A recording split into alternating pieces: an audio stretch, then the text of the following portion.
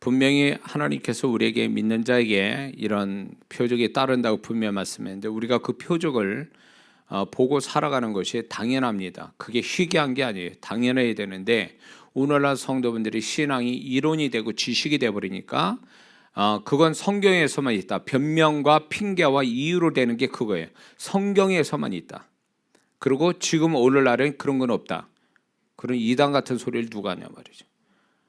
그 말씀을 어제나 오늘나 동일하게 역사하고 그분의 말씀은 틀린 적이 없는데 우리가 그런 어떤 하나님의 말씀을 우리가 왜곡돼 가지고 자기 합리화시키기 위해서 말씀을 그렇게 하면 안 된다라는 거죠. 말씀은 영원토록 변찮는 말씀이기 때문에 믿는 자들에게는 반드시 병든 자에게 손을 얹은즉 나은다고 분명히 말씀하고 계셔서 여기에서 이제 예수님 당시에는 이제 그 병도 우리가 크게 생각할 때 두 가지로 구분해 볼 수 있습니다. 하나는 육체의 병, 하나는 지금 육체의 병만큼 심각한 마음의 병. 이 두 가지 병이 있습니다.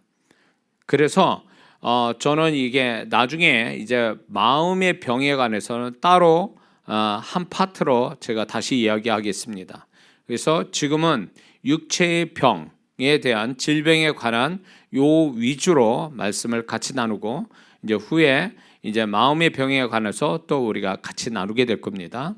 그런데 우리가 병 고침을 받든 내가 병 고침을 주든 간에 분명히 그것을 하게 되는 우리가 그렇게 할 수 있는 근거가 성경적 근거를 먼저 알고 있어야 됩니다.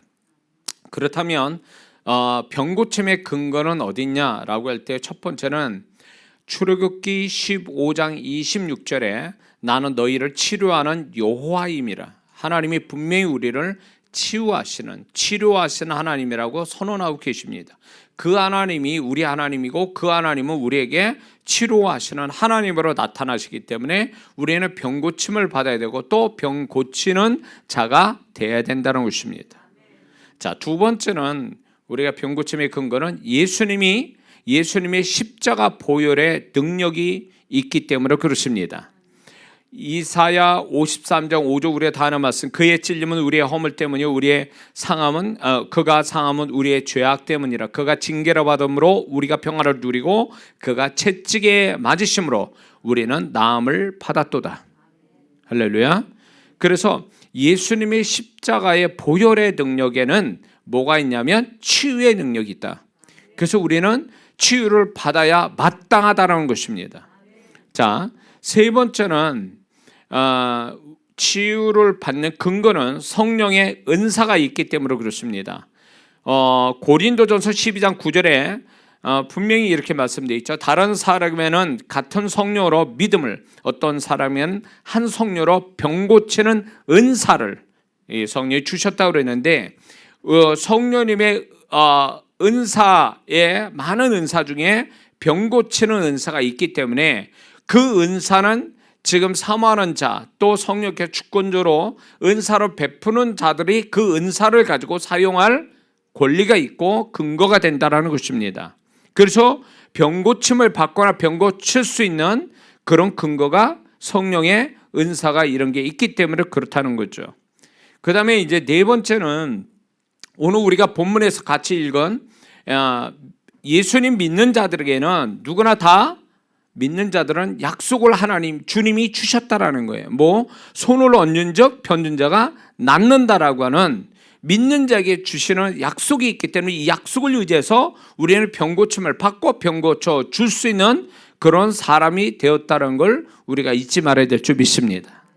그 다음에 이제 다섯 번째는 병 고치는 근거는 성령의 임재가 있기 때문에 그 임재 자체가 치유의 영이시기 때문에 치유가 일어나게 돼 있다는 것입니다.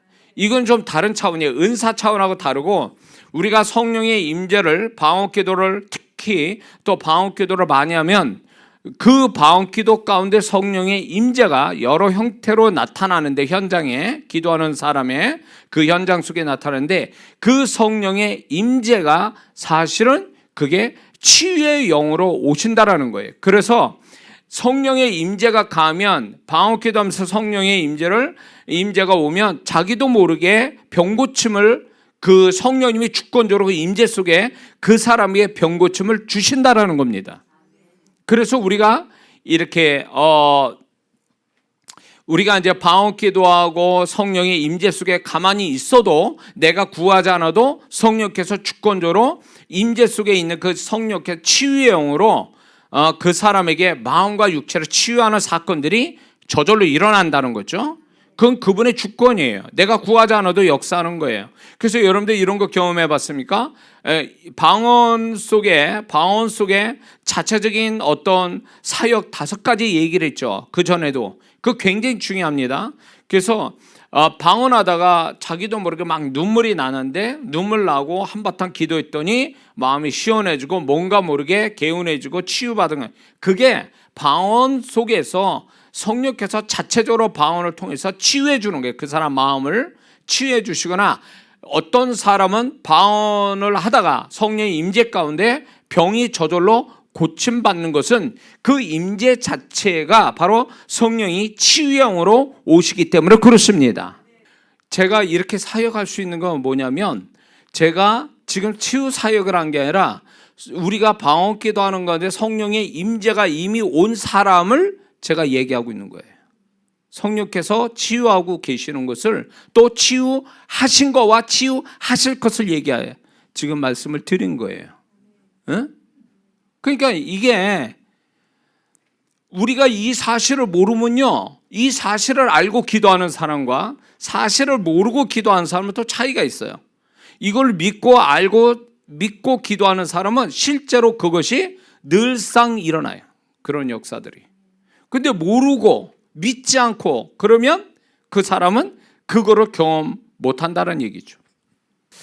이거는 뭐냐면 제가 이 지금 얘기하는 거 성령의 임재가 그 임재 자체가 치유의 영이라는 거를 여러분들이 기도하면서 여기에 임재가 그렇게 강하진 않아요. 왜냐하면 기도 양이 모자란 데다가 방언 기도 양이 모자라고 원래 우리 교회 안에 임재 자체가 머물러 있지만 이게 기도를 많은 사람이 오랜 시간 하면 임재 자체가 굉장히 강해요. 그리고 그 임재 형태가 영안을 열어서 보면 틀려요. 시간마다 틀리고 다 틀리는데 그 성령님이 강하게 오시면 나타나는 현상이 뭐냐면 그 치유가 저절로 제가 얘기 안 해도 성령께서 알아서 치유하신다는 거예요. 그 마음과 육체를 치유하시는 거예요. 이런 사실 모르는 사람 많아요. 그리고 자기가 치유받았는지조차도 모르고 지나가는 사람들 많다고요, 사실은.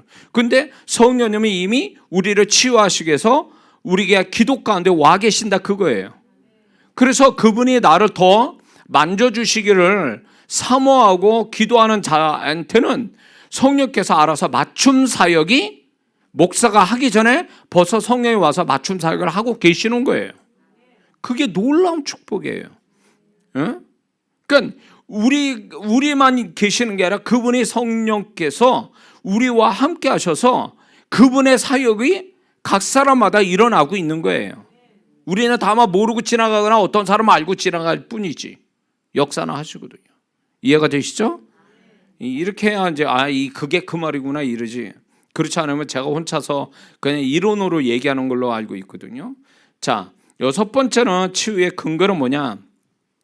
특별한 현장과 특별한 때에 성령께서 치유의 영으로 임하시기 때문에 병고침의 근거가 된다는 것입니다. 이게 무슨 얘기냐면 이런 때 이렇게 제가 이제 만약에 집회를 하게 되면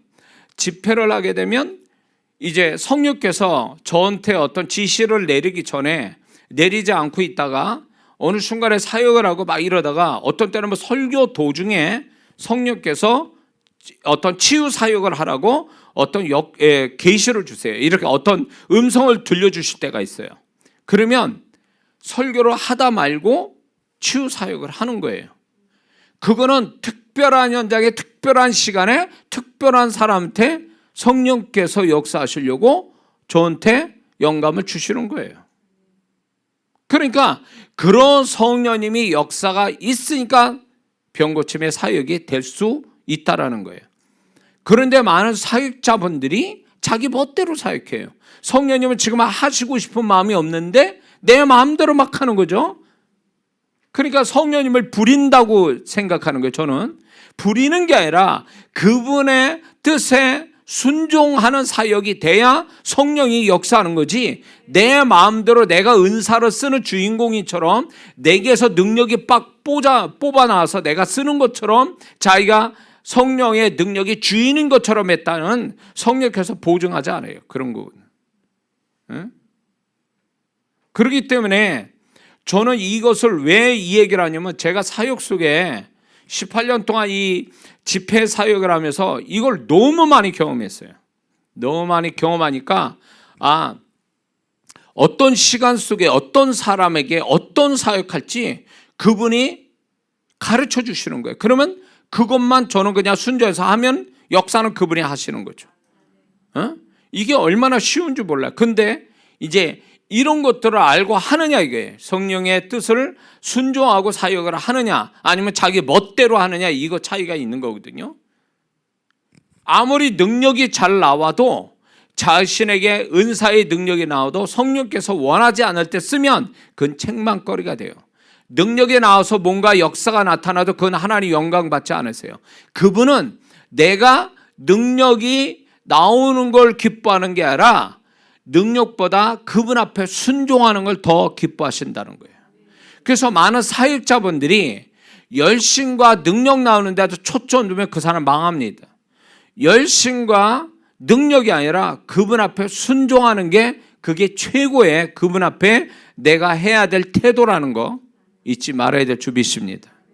자, 이런 근거에서 우리가 이제 병 고침 받고 병 고쳐 줄 수 있는 사람이 되었다라는 거, 이걸 잊지 말아야 될 줄 믿습니다. 자, 그렇다면 치유가 나타나는 네 가지 형태가 있어요.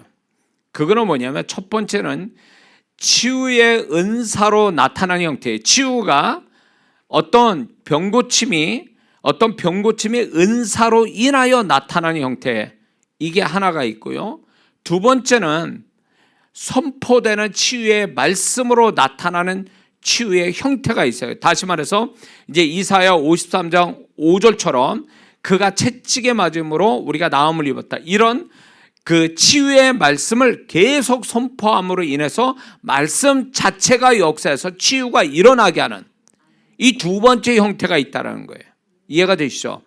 은사로서 나타나는 치유가 있고, 말씀을 선포함으로 나타나는 치유가 있고, 또 세 번째는 뭐냐면 믿는 자가 치유의 믿음으로써 나타나는 치유가 있어요. 치유의 믿음을 가지고, 그걸 가지고 치유가 일어나는, 치유가 나타나는 형태가 있다는 거예요. 그러니까 은사로 나타나는 게 있고, 말씀을 선포함으로 나타나는 게 있고, 믿는 자 자신이 가지고 있는 치유의 믿음으로 또 치유가 일어나는 형태가 구분해 보자면 이런 게 있다라고 말씀을 드리는 거예요. 이해가 되시죠? 자, 그렇다면 여러 가지 치유가 일어나는 방법들이 있는데, 치유가 여러 가지 방법으로 일어나는 것이 있는데, 그거는 이제 첫 번째는 머리 안수 사역을 통해서 치유가 일어나게 하는 경우가 보편적입니다. 근데 이 머리 안수는 보통 권위자가 하는 거죠. 자식에 있어서 부모, 성도에 있어서 목사. 머리를 여러분들이 안수를 함부로, 어디 가서 함부로 받아서는 안 됩니다. 왜 그러냐면, 이 안수를 받는다, 기도를 받기 위해서 머리에 손을 이렇게 누군가를 얹게 만든다는 건요, 결국 그 사람 모든 걸 그 사람한테 맡긴다는 얘기와 같아요. 이게 영의 법칙이에요. 그래서 이게 머리를 상태가 안 좋은 사역자한테 이렇게 안수를 받거나 이래버리면 그 사람의 잘못된 게 흘러 들어오거나, 또 사역자 자신도 이렇게 안수를 자기가 준비되지 않는 상태에서 사역하다가 데미지 받는 이런 경우가 허다하게 많거든요. 그래서 이 머리에 안수하는 것은, 안수 받거나 안수하는 것은 굉장히 조심스러워야 됩니다. 그래서 이 머리의 안수는 굉장히 중요한 포인트예요. 이 머리라는 데가. 그냥 손을 얹는 거하고 얹고 기도하는 거, 영적인 언어를 말하는 거, 이건 차원이 다른 얘기예요. 그래서 함부로 안수받아도 안 되고 안수해줘도 안 된다. 예. 그래서 이 머리의 안수를 통해서 치유가 일어나는데 이게 보편적이죠. 다 이런 식으로 사역을 하게 돼 있습니다. 근데 이것만 있는 게 아니라 두 번째는, 치유가 일어나게 하는 두 번째 방법은 믿음의 고백을 통해서 치유가 일어나게 한다는 것입니다.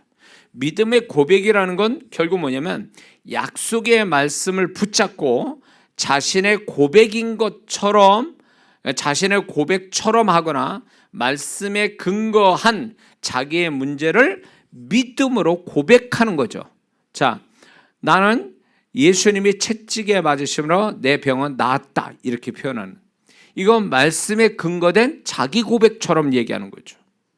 이 고백이 말씀이 근거되지 않는 자기 신념 아니면 자기 어떤 의지로서 말하는 건 차원이 다른 얘기예요. 그래서 이 믿음의 고백으로서 치유를 받는다라는 것은 말씀을 자기 고백 형태로 얘기하는 거예요. 이런 것들이 굉장히 중요합니다. 여러분들이 시간이 되면 나에게 만약 가난한 사람은 부요의 말씀을 믿음의 고백화시키고, 병든 자는 치유에 관한 말씀을 고백화시키고, 그 다음에 안 되는 사람은 대기하는 말씀을 자기 고백, 믿음 고백을 하게 되면 다른 어떤 것보다 훨씬 더 강력하게 그 말씀을 기준으로 해서, 말씀을 근거해서 믿음 고백하는 그 말씀이 훨씬 더 역사를 강하게 온다는 거예요. 그래서 여러분들이 하나님의 말씀을 잘 이렇게, 우리가 이제 비유를 들면 이런 거죠. 김치 하나 가지고 자기가 좋아하는 김치찌개도 만들고 김치볶음도 하고 김치전도 하고, 김치 하나 가지고 굉장히 많은 다양한 음식을 만들잖아요. 똑같아요. 내가 먹고 싶은, 내가 되고 싶은, 내가 축복받고 싶은 그 말씀을 내가 자신의 믿음 고백화시켜버리는 거예요. 그래서 그거를 매일 우리가 말할 때마다 그 다른 어떤 말씀, 어떤 주제의 말씀보다 그 말씀이 더 강력하게 역사를 한다는 거예요. 응? 이거를 적절하게 써야 되는데, 만약에 예를 들어서 이 사람이 병고침을 받아야 돼요. 근데 귀신에 관한, 귀신 쫓는 거에 대한 말씀을 붙잡아서, 그러면 이게 엇갈리잖아요. 이게 안 맞잖아요. 그게 잘못 잡았잖아요, 포인트를. 그러니까 자기한테 맞는 말씀을 믿음 고백화시키는 게 굉장히 중요해요. 내가 마음이 불안하고 두려워요. 그러면 그 하나님 말씀 중에 나를 마음을 강하게 만들고 힘있게 만드는 말씀을 그냥 읽는 것도 좋지만, 그 말씀 구절 자체를 읽는 것도 좋지만, 이거를 나에게 대입해서 나의 말씀으로, 나에게 맞는 말씀으로 고백화시키는 거예요. 그러면 그게 훨씬 더 나한테 강력하게 역사해 준다는 거죠. 그래서 이런 방법으로 이제 우리는 보통 방언기도 아니면 한국말 기도라는 걸로 우리의 믿음을 표현하는데, 그렇게 안 하고 이런 식으로 해도 역사는 일어난다는 거예요. 그래서 마가복음 11장 23절에 너희가 이 산더러 들려 저 바다에 던지라, 그 말한 걸 의심차리고 그대로 이래. 너희가 이 산더러 들려 저 바다에 던지라. 대상을 얘기하는 거죠. 지금 대상을 얘기하는데 그 말하는 것을 의심치 않고 믿음에 그대로 된다는 거예요. 그거는 어떤 내가 믿음의 표현을 할 때에 그 믿음의 표현을 그분이 지켜주시고 이루어 주신다는 약속이거든요. 근데 24절에 가보면 너희가 무엇이든지 믿고 구하는 것은 그대로 받은 줄 믿으면 그대로 된다라는, 하나님 앞에 믿고 구하는 거, 무엇인지 기도한 것은 받은 줄로 믿으라. 그러면 그대로이라. 이거는 또 기도에 대한 어떤 약속이고, 기도를 믿을 때, 자기 기도를 믿을 때 그 믿은 대로 된다라는 약속을 주시는 거거든요. 그러니까 우리가 간구만 하는 게 아니라 내가 어떤 대상에 대해서 나의 필요한 것을 하나님의 말씀을 끌어다 거기에 맞는 말씀을 끌어다가 고백화시키는 거예요. 이게 또 다른 우리의 믿음의 또 하나의 표현이거든요. 이런 것들을 적절하게 쓰면 역사가 일어난다는 거죠. 예, 병든 자는 치유에 대한 말씀, 이걸 붙잡아야죠. 저희 가정처럼 자녀가 이제 없다라면 자녀에 대한 축복의 말씀을 자기 고백화시키는 거죠. 그러면 하나님이 또 그렇게 역사하시는 거죠. 예? 저희 교회는 제가 이제 전라도 광주에서도 목회를 했는데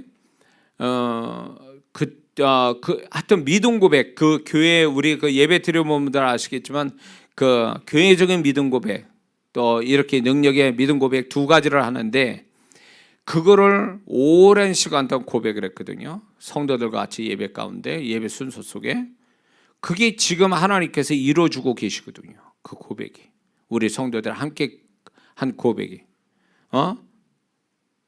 많은 세계에 우리가 세계로 나가고 세계 사람들이 우리에게 찾아온다라는 우리 교회에 찾아온다. 지금 실제로 지금 일어나고 있거든요. 그게 저절로 된 것 같죠? 저는 저절로 됐다고 생각 안 해요. 왜? 나는 이전부터 그걸 위해서 믿음 고백을 하고 있었거든요. 저와 우리 성도들이. 그래서 이게 이제 저 자랑이 아니라 그게 이제 실제로 우리 교회가 저의 설교를 듣고 우리 교회라 아는 한인들이 전 세계 34개에서 저의 설교를 듣고 주오신 교회를 알아요. 이 유튜브가 그 역할을 해주는 거죠. 저는 그 믿음 고백할 때 그거를 믿지 않으면서 얘기하는 성도들도 많았을 거예요. 그러나 하나님은 우리 믿음대로 또 되게 하셨어요. 그러니까 여러분들이 치유도 마찬가지죠. 우리가 그 치유도 계속 하나님께 그 치유가 일어난다라고 하나님 약속을 붙들고 고백하면 그 역사가 온다라는 거죠. 제가 언젠가 재작년인가 한 3년 정도 됐을 거예요. 제가 이제 초음파 검사를 하는데 제가 그 담낭인가 담도 쪽인가에 거기에 이제 한 0.56cm 되는 이렇게 혹이 나와 있었어요. 그래가지고 이제 의사분도 이거를 지금 당장 어떻게 얘기할 수 없으니까 이거를 좀 시간을 두고 6개월 후에 검사를 해보자. 이게 만약에 뭔가 종양이고 어쩌고 그러면 이거 자라서 2cm 넘어가면 이거는 조직 검사에서 이게 확인을 해야 된다. 그래가지고 이제 사실 마음이 안 좋았죠. 그게 진짜 초음파상에도 보이니까 그게 뼈도 이렇게 동그랗게 나왔더라고요. 거기에 평평해야 되는데 이렇게 나왔어요. 그게 0.5인가 0.6인가 이렇게 돼 있었단 말이에요. 그래서 이거를 어떻게 해야 되나 그래가지고 제가 6개월 동안 믿음 고백한 거예요. 주님이 채찍임하신 보혈로 나는 그 병에서 이것은 사라진다. 나는 아무 이상이 없다. 이걸 6개월간 나훈차했어요. 누구한테도 얘기 못하고. 그리고 병원을 갔죠. 검사를 초음파 딱 검사하는데 저도 같이 보고 있었죠. 근데 그 지점에 아무것도 없어. 그러면서 의사가 이게 떨어졌나 뭐 붙었다가 떨어졌나 뭐 이렇게 얘기하더라고요. 진짜로. 그래서 제가 그거를 가져온다는 게 잊어버렸어요. 제가 그 진짜 실제로 그 사진 전과 후를 완전히 깨끗해요. 아무것도 없어. 그게 0.5cm, 6cm 정도 나와 있던 게 없어져 버린 거예요. 그래가지고 이분이 이게 떨어졌나 어쩌나. 그럼 떨어졌다 치더라도 0.5cm면 그 밑으로 뭔가가 나왔어야 돼. 그게 보여야 된단 말이에요. 근데 아무것도 없는 거예요. 흔적도 없이 사라졌어요. 이건 제가 하나님 앞에 거짓말 없이 제 간증이에요.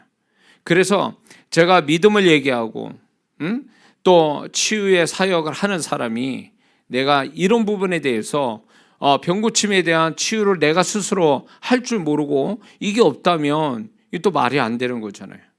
근데 하나님이 그 증거를 주셨어요.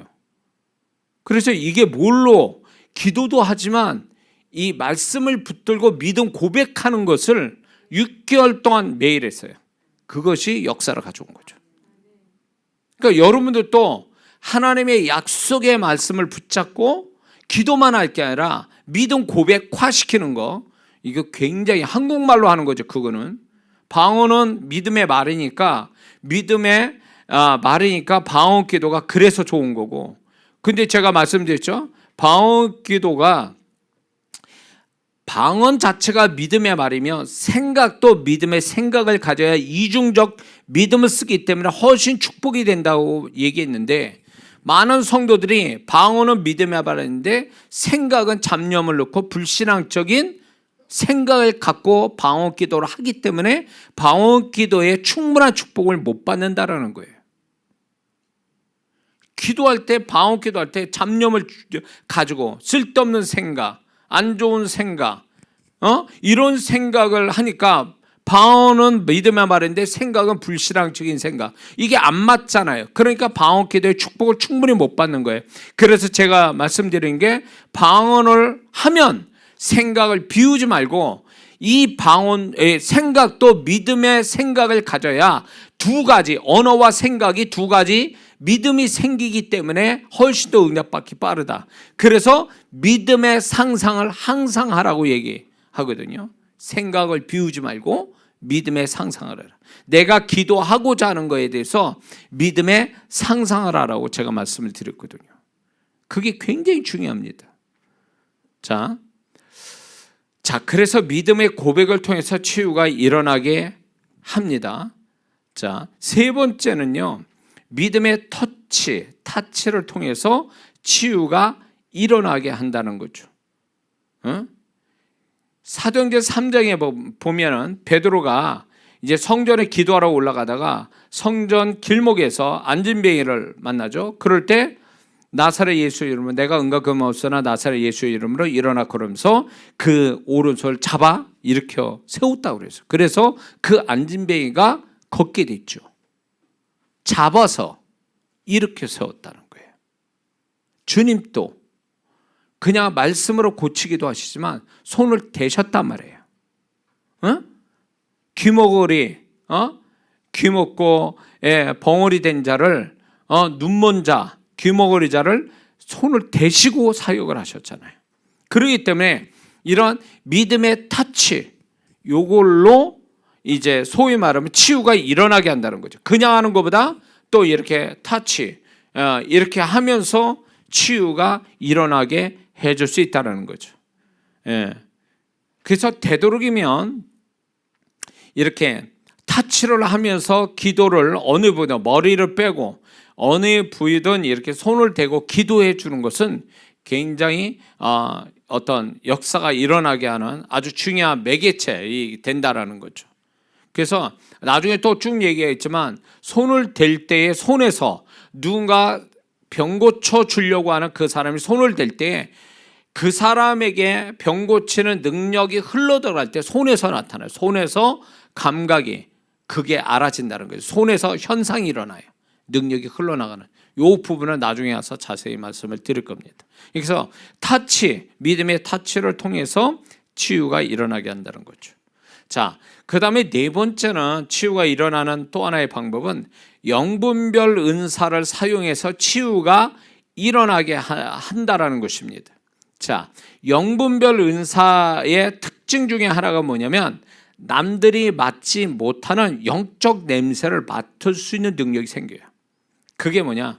흔히 이제 병 고치는 어떤 영분별의 은사가, 영분별 은사를 가지고 이 사람을 병 고치려고 할 때 성령께서 이 영분별의 은사를 가진 사람한테 어떤 현상을 일으켰냐면, 냄새를 맡게 하는데 소독약 냄새가 일어나요. 소독약 냄새. 이거는 육신의 이 육체의 코에서 나는 냄새가 아니고, 이 영분별의 은사를 받은 사람이 특별히 영적인 냄새를 맡는 거예요. 그래서 흔히 중한 병이 걸린 사람 같은 경우에는 악취가 나는 경우가 있어요. 그리고 그 사람 몸에서 귀신이 들어와서 병을 일으킨 자는 아주 역겨운 냄새, 머리에 카락 타는 냄새, 이런 게 나타나요. 이거는 영분별의 은사에서 나타나는 냄새의 하나의 냄새로 확인이 되는데, 치유를 저 사람이 치유받을 것 같다, 치유를 성령이 하시는 것 같다라고 하면 현상이 두드러지는 현상이면 소독약 냄새, 알코올 냄새가 확 하고 와요. 그래서 제가 사역을 이렇게 하다가 다른 사역하나 설교하거나 뭐 이렇게 할 때 갑자기 소독약 냄새가 확 풍기면 성령께서 지금 치유를 하라고 영분별을 주시는구나, 이래서 사역을 그때 시작하거든요. 그리고 어떤 사람을 이제 전체적으로도 그럴 수 있지만 개인적으로 어떤 사람은 이제 영분별을 통해서 귀신이 들어가 있어서 질병이 일으키면 악취가 나거나, 또 어떤 사람은 소독약 냄새가 나면서 저 사람은 치유를 해줘야 되는 어떤 사인을 냄새로 가르쳐 주시는 거예요. 그래서 여러분들이 이제 영분별 은사는 지금 세대에서 굉장히 중요합니다. 이 영분별 은사가. 그래서 이게 은사가 하나만 가지고 쓰는 것은 불완전해요. 그래서 성령께서 은사를 잘 쓰는 사람은 다른 은사, 보조적인 어떤 좋은 은사를 함께 주셔서 완벽한 사역을 이루게 하신단 말이에요. 그래서 이 영분별의 은사가 있으면 이게 하나님으로부터 온 거냐 귀신으로부터 온 거냐, 이게 육신의 것이냐 아니면 영적인 거냐, 이걸 구분을 시켜주거든요, 영분별 은사가. 그러니까 만약에 예를 들어서 이 사람이 질병이 생겼어요.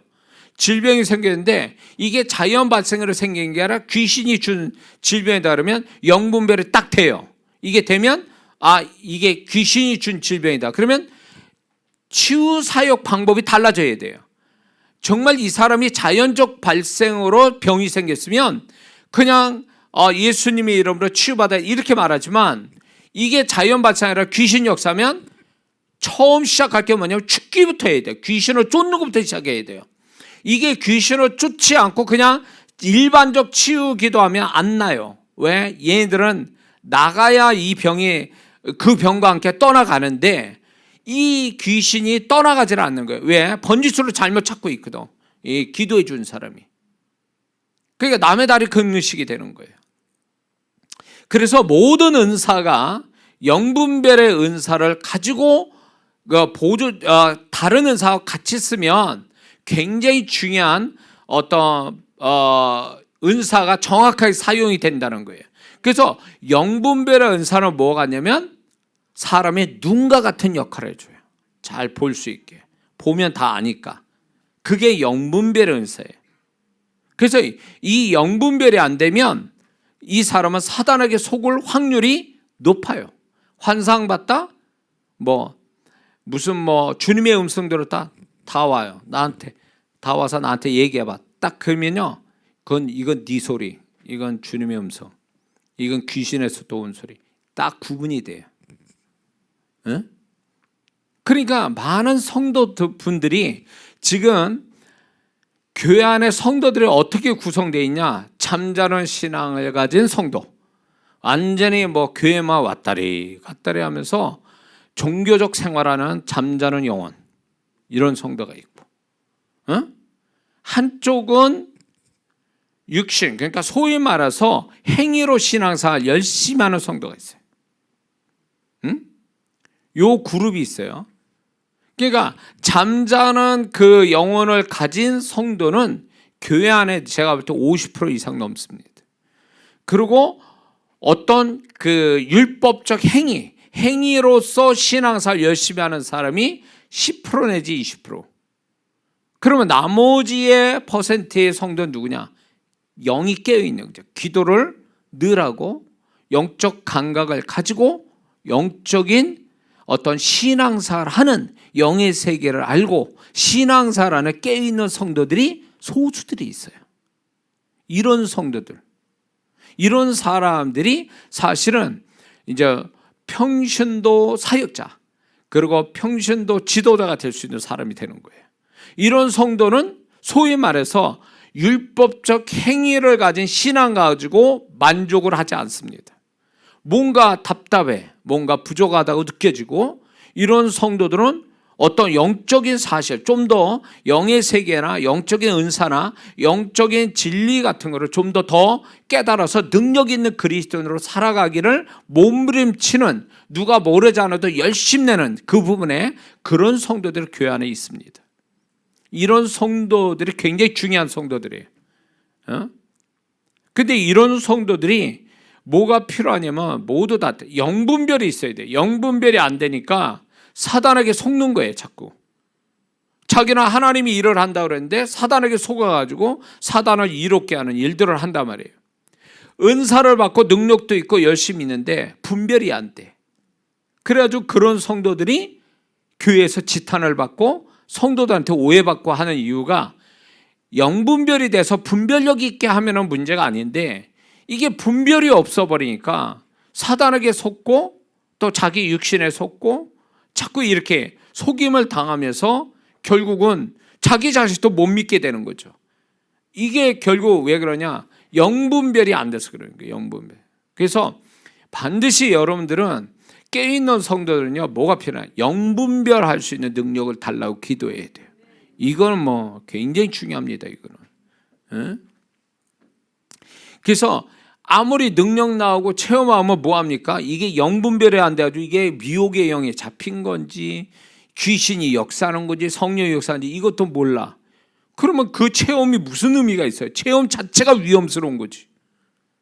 그래서 반드시 은사가 있다, 나는 좀 다른 사람보다 남다른 영적인 감각이 있다 그러면 반드시 영분별 은사를 달라고 항상 기도해야 돼. 그 중에 영분별이, 이게 그 중에 기능 중에 하나가 뭐냐면 냄새로 하는 거예요. 냄새로. 그래서 이 냄새 중에 이 냄새 자체로서 이제 이런 것도 있죠. 성령의 임재가 나타났다, 그분의 임재가 강하게 나타났다 할 때에 보편적으로 영분별 은사 받은 분들이 어떤 걸 맡냐? 냄새, 꽃향기, 향기 냄새, 향기.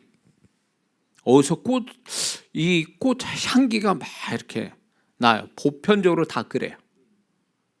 그래서 꽃 향기가 난다. 그것이 성령의 임재를 경험하는 거예요. 그러니까 이 냄새 자체로 분별이 되는 거예요. 아, 귀신 역사하는구나, 아니면 성령이 역사하는구나, 이런 저런 걸로 이제 영분별로 아는 거죠. 그래서 영분별로 치유가 일어나는 것은 결국 뭐냐면 소독약 냄새, 보편적인 거예요. 소독약 냄새가 딱 일어나면 성령이 치유하시려고 하는구나, 치유하라고 사인을 나한테 보내시구나, 이렇게 알게 되면 돼요. 이해가 되시죠? 자, 그 소독약 냄새와 유사한 또 뭐가 있냐? 박하향 있죠. 환, 코가 뻥 뚫린 것 같은 환 냄새. 요것도 신유에 대한, 치유에 대한 사인으로 나타난 거예요. 치유를 하고 계신다, 치유를 하라라는 것이 화한 냄새로 나타나요. 예, 박하향 맡은 것 같은 그런 현상이 있다. 예, 그렇게 아시면 될 거예요. 그래서 제가 이렇게 설명을 자세히 하는 거는 지금 본인도 그걸 경험했는데 이게 뭘 하는지 모르면지 몰라가지고 막 지나가는 수가 있거든요. 이게 제가 지금 가르쳐 드리는 겁니다. 자, 그래서 우리가 무조건 뭐 귀신 쫓거나 아니면 더 병 들었다고 무조건 그냥 예수님이 이 사람을 치유해 주세요 이렇게 강구형으로만 말하는 게 아니라 명령형으로도 말해야 더 강력해요. 자, 여기서 한 가지 짚고 넘어야 될 게, 영의 세계는요, 그 믿음으로 역사가 일어나는데 믿음이 영의 세계를 영향을 줘요. 영의 세계가 믿음으로, 꼭 이 세상은 따라가냐 어디 가나 다 통용돼서 그것 가지고 정말로 어디 가나 다 쓰듯이 영의 세계는 믿음이 곧 돈이에요. 그래서 영향을 준단 말이에요. 근데 그 믿음이 그 믿음을 우리가 치유를 위해서 이제 쓰는데 언어의 표현법이 굉장히 중요합니다. 강구형 언어보다도 명령형이나 감사형이나 선포형의 언어법이 훨씬 더 강구형의 언어보다 능력이 커요. 그래서 되도록이면 강구형으로 말하지 말고 명령형, 뭐뭐 되어라, 뭐뭐 되었다, 선포형. 그 다음에 감사형은 하나님이 뭐뭐 되게 하시니 감사합니다. 이런 세 가지 언어 표현법이 영의 세계에서는 믿음의 언어 표현법이라고 해서 그게 훨씬 더 역사가 크다라는 거. 이거는 제가 경험한 거고, 이제 이거를 많은 분들한테 가르쳐 드려서 실제로 또 그런 역사를 빨리 보게 하는, 영의 세계에서 이 믿음을 많이 쓸수록 언제나 그 믿음이 실상이 된다는 거, 현실 속에. 이해가 되시죠? 자, 그래서 이제 영분별로 이제 치유가 일어나게 한다. 그 네 번째가 이게 아주 여러분들이 개념을 이해하면 참 좋겠는데, 지식의 말씀의 은사라는 게 있어요. 지식의 말씀의 은사.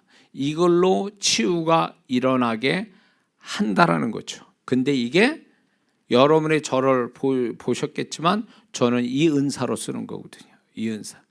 근데 이 지식의 말씀의 은사는 개념도 쉽지 않을 뿐만 아니라 지식의 말씀의 은사를 가지고 치유를 하는 분이 지극히 드물어요. 왜? 이 지식의 말씀의 은사는 뭐와 같이 쓰여지냐면 믿음의 은사와 영분별의 은사를 같이 써야 돼요. 그리고 이 지식의 말씀의 은사를 가진 사람은 언어의 기름 부음을 같이 받아야 돼요. 왜? 말을 할 때 그때 바로 역사 일어나게 하는 거니까요. 그래서 이 지식의 말씀의 은사는 은사의 꽃이라고 얘기하는 사람도 있어요. 은사 중에 꽃이다. 그러면 이 지식의 말씀의 은사가 뭐냐? 머리 좋아지는 은사가 아니고 어떤 지식 많이 쌓는 그게 아니고 하나님이 가지신 지식을 인간이 그거를 그대로 가져서 그걸 그대로 말하는 거예요. 그럴 때 그 말하는 순간에 하나님이 가지신 지식을 그대로 말할 때 그 말한 대로 되게 하는 은사가 지식의 말씀의 은사예요. 그러면 지식의 말씀이 어떤 형태로 나타나냐 할 때에 지식의 말씀의 은사는 육안으로는 확인할 수 없으나 이미 있는 사실을 알아내는 것을 말하는 겁니다. 이미 있는 사실을 알아내는 것을 말하는 거죠. 또한 특정한 상황, 특정한 사람에 대한 특정한 사실을 아는 것, 지식의 말씀의 은사예요.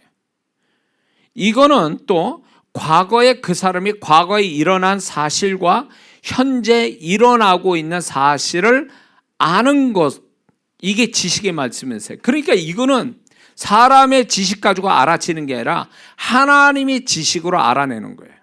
그러니까 제가 이 지식의 말씀의 은사를 어떻게 쓰냐면 그 사람이 과거에 어떤 사람인데 지금 어떻다라고 얘기를 하는 거예요. 그래서 그게 어떤 일을 지금 벌어지게 하고 있다. 이런 얘기죠. 그러니까 이런 게요. 지식의 말씀의 은사라는 것은 이게 과거의 것부터 해서 그게 현재 뭐까지 왔고 그것이 지금 어떤 현상을 일으키고 이런 것들에 대해서 이제 풀어주거나 치유하거나 갑자기 문제 해결되거나 이런 거를 하나님이 주시기 위해서 역사를 하는 거거든요. 이 사람이 지금 현재의 현상이 중요한 게 아니라 이 현상을 가져오는 과거가 뭐냐는 것부터 뿌리부터 얘기하는 거예요.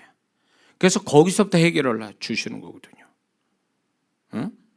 그래서 제가 이제 사역을 할 때 쭉 이렇게 근원적인 것들을 다 들춰서 얘기하는 이유가 그게 지식의 말씀을 통해서 그 사람이 어디서부터 출발이 됐는지를 얘기하고 또 그걸 통해서 그 영혼이 거기서부터 벗어나게 해주는 하나님의 메시지예요. 그게. 근데 그 메시지가 믿음으로 이게 하나님이 제게 믿음의 영을 부어줘서 말할 때 성령께서 같이 역사하는 거예요. 그런 부분이. 그러니까 이 지식의 말씀의 은사는 또 뭐가 있냐면 이게 같이 맞아 떨어져야 돼요. 근데 제가 이거 한두 번 경험한 게 아니에요. 사역을 하니까 처음에는 아닌 척해요. 그리고 끝나고 나면 나한테 그 얘기예요. 그게 맞다고. 그럼 난 뭐 하는 거야 지금? 나는 왜 그분 때문에 나는 망신당해야 돼? 왜? 아니 이런 분이 한두 분이 아니에요. 뭐 그러니까 아니 사역을 하기 싫은 거야. 왜냐하면 이렇게 되면은 이게 설명이 돼야 되는데 사역을 통해서 제가 설명하는데 이게 맞는데 틀리다고 자꾸 얘기해요. 맞는데 가만히 있고 막 잃어버리면 내가 거짓말을 막 하는 사람처럼 돼버리니까 그건 아니거든요. 네? 그러니까 이게 하나님께서 지식의 말씀의 은사가 굉장히 고도의 어려우면서도 이 사역이 하나님이 역사하시면 순식간에 일어나요. 지금 간증 홈페이지에 나타난 간증들이 있지 않습니까?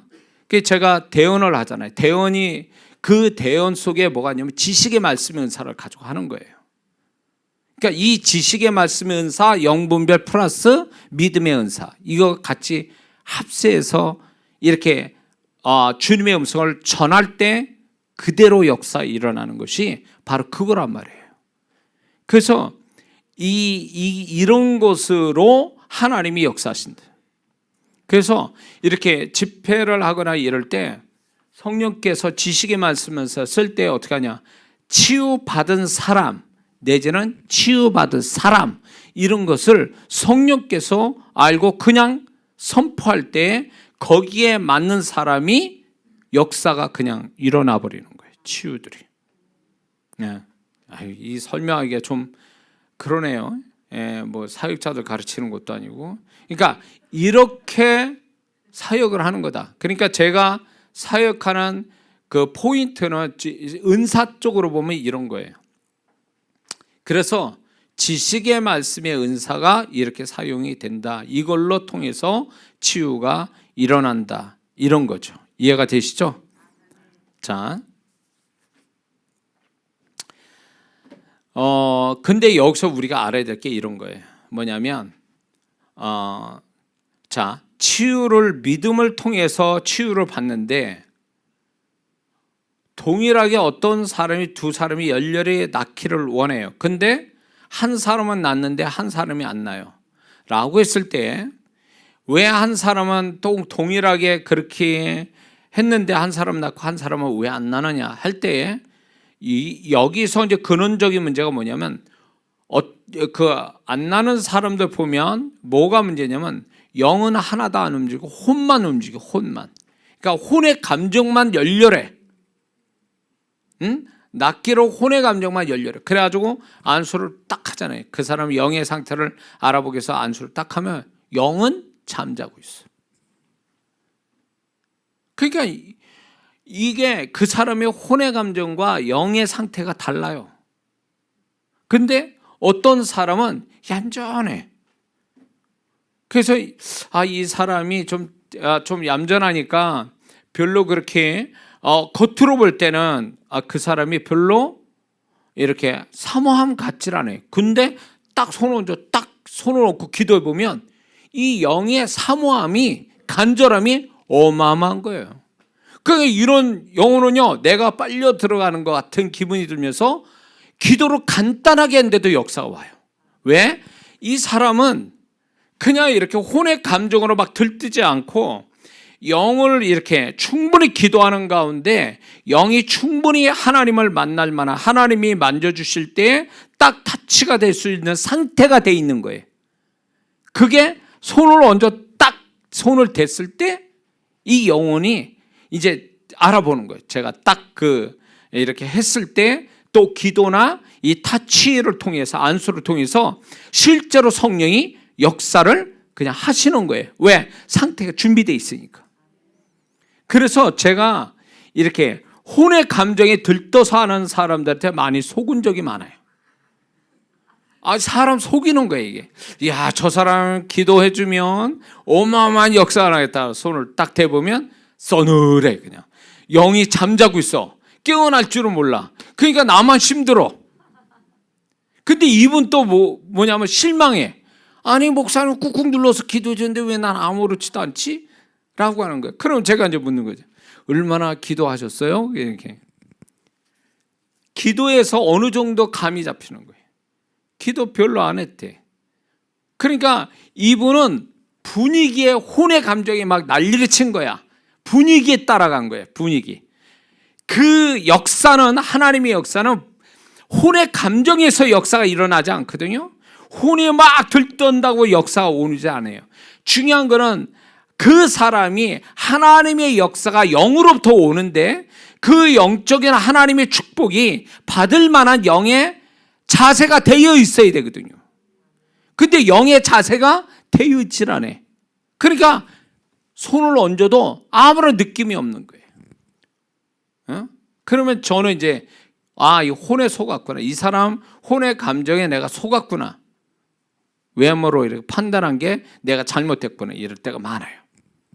그러니까 충분한 방언 기도를 하지 않으면 영이 충분하지 못하니까 하나님 앞에 건강한 상태로 이걸 뭔가 하나님 역사할 때 받아들일 흡입력이 부족하면 제가 그분을, 주님을 대신해서 도구가 돼서 이렇게 해볼 때에 이게 흘러 들어가질 않아요. 그러니까 그 사람은 왜 나한테는 역사 안 하시지? 내가 미운가? 뭐 이렇게 인간적인 생각도 갖는 분이 있어요. 그러면 그런 분들은 뭘 해야 되냐? 자신이 그 영의 상태가 하나님이 역사할 만큼의 준비됐느냐는 거예요. 기도는 쥐꼬리만큼 해놓고 역사는 엄청 바라는, 이거는 있을 수가 없어요. 역사 안 합니다. 역사는 영에서부터 시작해서 오는 거지 혼이 부르르 떤다고 그래서 그게 되는 건 아니거든요. 그래서 제가 항상 저번에도 그랬죠. 1시간 대원 사역합니다. 이번에 30분 대원 사역합니다. 할 때에 미리 한 주간 기도하세요 라고 했잖아요.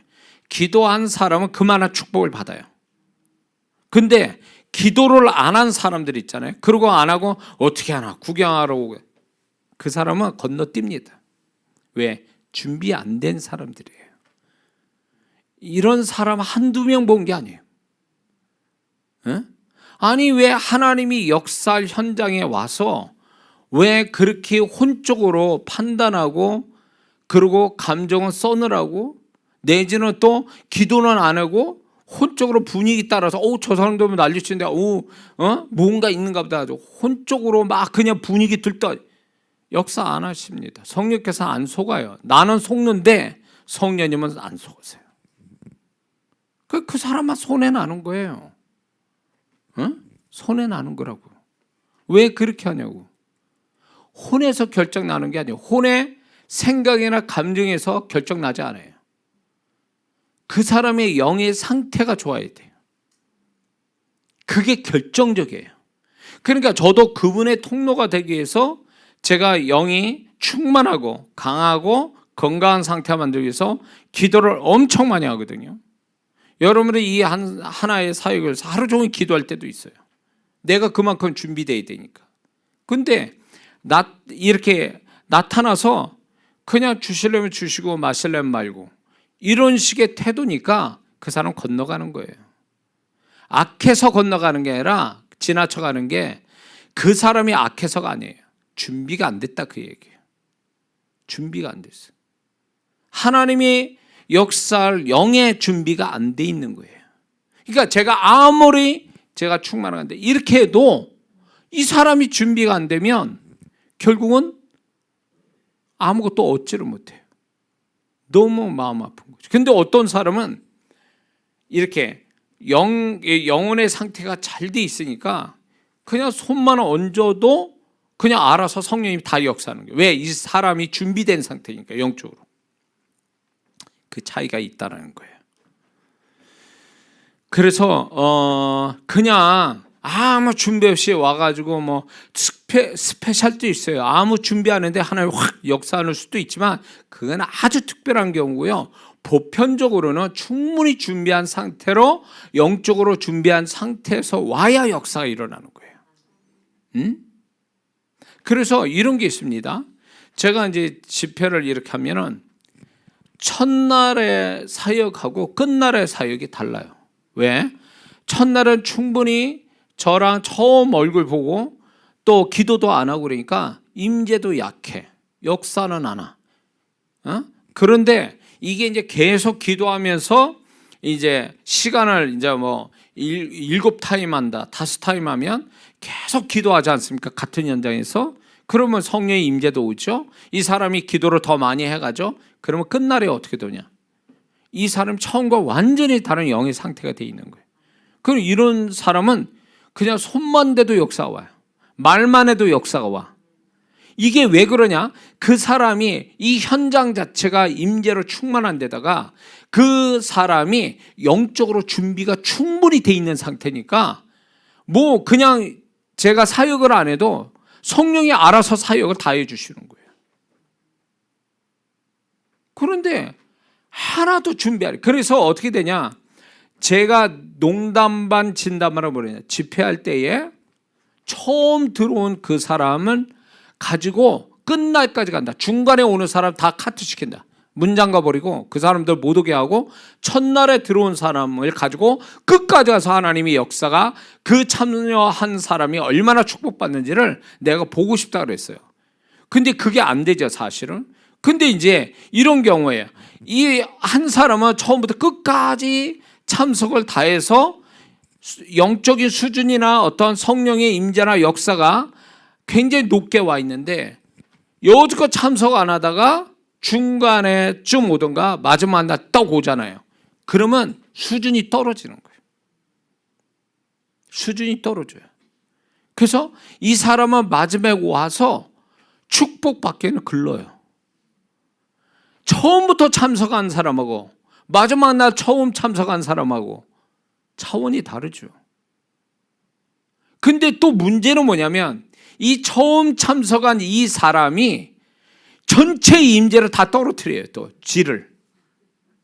그러니까 화가 나는 거야. 나는 또 그런 성도 보면서 그분한테 미안한 얘기지만 화가 나는 거. 왜? 요즘껏 이렇게 첫날부터 열심히 기도해온 사람의 수준이 있는데 임재 수준도 있고 역사의 수준인데 중간에 뭘 이렇게 기도도 안 하고 멀쩡하게 들어와 앉아서 통나무처럼 딱 앉아 있는 그게 몇 사람 앉아 있으면요 이 전체가 임재가 다운이 돼 이렇게. 그러면 누가 손해인 줄 아세요? 열심히 처음부터 끝까지 온 사람이 손해보는 거예요. 그걸 아니까 제가 농담만 친다만으로 첫날 들어온 사람 그 사람만 문장을 놓고 그 사람들만 내가 집회하고 싶다라는 말을 하는 거예요. 중간에 오는 사람 오면 굉장히 힘들어요. 그분들한테 미안한 얘기지만 이게 수준이 안 맞는 거예요. 같이 처음부터 쫙 이렇게 가야 되는데 중간에 툭 들어와가지고 그 사람이 툭 떨어진 상태니까 이 사람의 영향력이 다 떨어지게 이렇게 수준이 떨어져. 성령의 임재의 수준이 떨어지면 역사의 수준도 떨어져요. 회수도 떨어지고. 그래서 이게 문제다라는 거죠. 우리가 이제 방언을 하면 통역을 구하라고 하나님 말씀하고 있죠. 똑같아요. 치유의 어떤 은사든 치유의 믿음이든 간에 그거와 함께 반드시 구해야 될 게 아까 얘기한 영분별의 은사예요. 영분별의 은사가 같이 써야 이게 사역이 된단 말이죠. 그래서 여러분들이 지금은 이제 육체에 관한 질병을 얘기하는데 이 육체도 이제 자연적인 병이 있고 귀신으로부터 생긴 병이 있어요. 크게 구분하면 그러면 귀신으로부터 역사하는 병인 같으면 죽기부터 하고 병을 치료해야 치유가 되는데 이게 귀신을 쫓아내지 않는 상태에서 죽기라면 잠시 동안 그 사람의 사역해 준 사람의 그 능력을 통해서 잠깐은 낫는데 시간 지나 보면 다시 원점으로 돌아와 있어요. 이게 원 상태로 다시 돌아가 있어요. 왜? 악한 영을 쫓지 않는 한 그 악한 영은 병을 계속 그 병을 이렇게 일으키고 있거든요. 계속 그 자리에서. 그리고 또 더군다나 악한 영은 그 질병을 한번 주기 시작해서 쫓아내지 않으면 얘네들이 다른 데로 다 퍼져나가요. 또 이렇게. 그래서 이게 기도를 할 때 치유를 위한 기도할 때 이게 악한 영이 있냐 없냐 그거부터 분별해서 없으면 자연스럽게 자연적인 기도를 하지만 있으면 죽기부터 해야 돼요. 그래야 나을 수 있다라는 거. 예, 그걸 아셔야 됩니다. 그리고 이제 임재가 강하면, 성령의 임재가 강하면 뭐가 오냐면 그 사람 마음 깊은 데까지 타치가 되는 거예요. 그래서 이 사람 몸을 기도를 했는데, 몸이 병이 낫기를 기도했는데 성령이 이제 워낙 강하니까 이 사람 마음까지 침투해가지고 마음까지 치유가 일어나는, 또 마음에 있는 악한 영도 뽑아내는 이런 역사가 와요. 그러니까 치유를 위한 기도를 할 때 우리는 이렇게 생각이 돼. 몸만 치유해 준다고 생각하는 게 아니라 치유가 강하면 그 사람 마음까지도 치유가 될 수 있는 그런 능력도 같이 흘러간다라는 것을 여러분들이 아셔야 됩니다. 그래서 여러분들이 이 귀신 쫓는 거, 방언하는 거, 그 다음에 병 고치는 거, 이거는 오늘 살아가는 믿는 자들에게 있어서 세 가지를 분별해야 되고 반드시 알아야 될 영적 지식이에요. 이거를 모르니까 방언의 축복을 놓치고, 귀신의 역사를 모르니까 귀신한테 애매하게 당하고, 병 고치는 어떤 하나님의 방법들이 다 있는데 그거를 못 고쳐가지고 진짜 약을 쓰거나 아니면 그 병 때문에 애매히 고난당하고, 이렇게 되니까 이 세 가지 우리는 항상 이거에 대한 영적 지식을 가지고 살아가야 된다. 또 거기다가 이제 죄의 문제를 제가 얘기하지 않았습니까? 이거에 대한 분별력을 반드시 가지고 살아야 됩니다. 그래서 하나님의 바람은요, 우리가 온전해지기를 원하는 거예요. 주님 오시는 날 영혼 육, 우리의 삶 자체가 하나님 보실 때 전혀 부끄럽지 않는 건강한 상태에 흠없기를 그분이 바라시는 거죠. 그래서 이게 능력 차원이 아니라 이게 능력을 통해서 하나님이 능력을 본다라는 개념으로 생각하면 안 되고, 좀 더 크게 생각해서 내가 하나님 앞에 온전한 존재가 되기 위한 과정이다, 이렇게 생각해야 되고, 그것이 결국은 우리가 하나님 앞에 하나님이 나를 통해서 그분의 능력이 나타남에 대해서 하나님을 높이고 하나님을 더 신뢰하는 걸로 이게 사용이 돼야지, 그 자체 능력이 일어나서 뭔가 좀 나아진 그 자체로 보면 이게 잘못될 수 있다. 사단에 속고 타락하고 변질될 수도 있다라는 거에 대해서 여러분들이 분별하셔야 될 줄 믿습니다. 그래서 반드시 여러분들이 제가 이제 치유를 얘기하기 때문에 이 치유를 얘기할 때 성령께서 분명히 치유의 어떤 기름 부음, 치유에 대한 어떤 임재를 여러분에게, 듣는 여러분에게 그대로 임하게 될 줄로 믿습니다. 근데 어떤 사람은 이 치유가, 어떤 사람은 머리로부터 오는 사람이 있고 어깨로부터 그 임재가 오고, 어떤 사람은 손에서 와요. 임재가 듣는 가운데, 지금 영상으로 그렇고 여기 있는 사람도 듣는 가운데 나도 모르게 머리에 이상, 어떤 영적인 현상, 어깨 쪽에 뭔가 흘러내리는 현상, 손에 어떤 임재 현상이 나타난다면 지금 듣는 가운데 치유의 임재가 여러분에게 나타나고 있는 겁니다. 그리고 그것이 또 경험할 뿐만 아니라 그것을 또 치유의 능력을 주시려고 하는 성령의 임재가 지금 나타나고 있는 증거인 것을 여러분이 깨달으시길 주의 이름으로 축원합니다. 기도하겠습니다.